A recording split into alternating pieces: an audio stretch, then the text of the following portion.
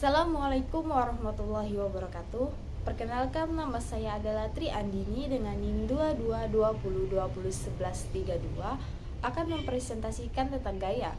Sebelumnya, sebaiknya kita mengerti terlebih dahulu apa itu gaya. Gaya adalah suatu tarikan atau dorongan pada benda. Dibutuhkan tenaga untuk melakukan sebuah gaya.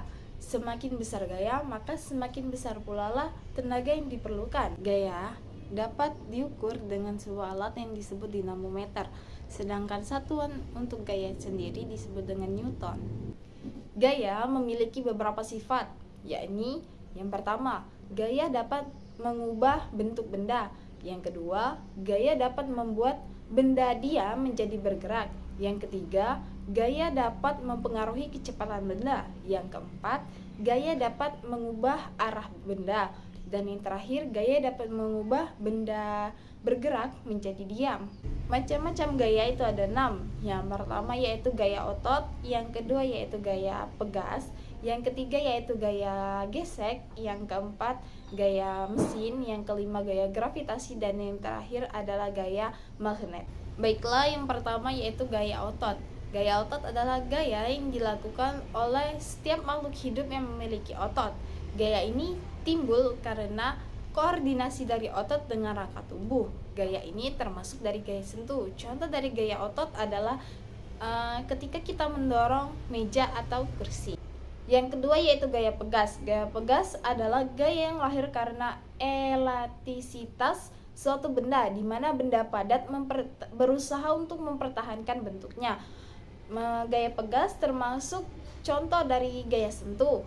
Yang ketiga yaitu gaya gesek. Gaya gesek adalah gaya yang terjadi antara dua benda yang bersentuhan secara langsung. Gaya gesek dibagi menjadi dua, yaitu gaya gesek statik dan gaya gesek kinetik. Yang pertama yaitu gaya gesek statis.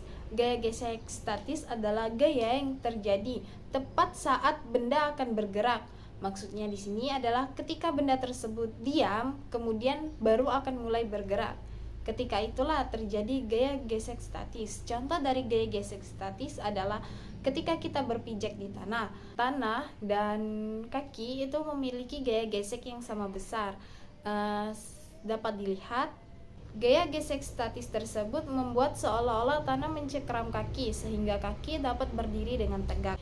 Yang kedua yaitu gaya gesek kinetik. Gaya gesek kinetik adalah gaya yang terjadi antara dua benda yang bergerak dan saling bergesekan antara satu dengan yang lainnya. Yang keempat yaitu gaya mesin. Gaya mesin adalah gaya yang timbul akibat kerja dari sebuah mesin. Contohnya yaitu seperti mesin yang terdapat pada mobil, motor, atau elektronik.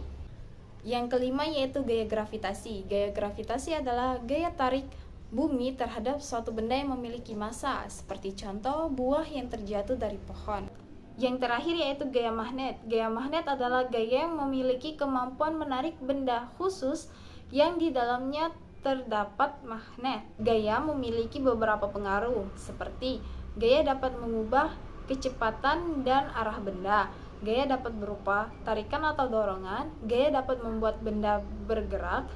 Dan yang terakhir, gaya dapat mengubah bentuk suatu benda. Baiklah, sekianlah penjelasan dari saya. Kurang dan lebihnya saya mohon maaf. Kepada Allah saya mohon ampunnya. Saya akhiri. Wassalamualaikum warahmatullahi wabarakatuh.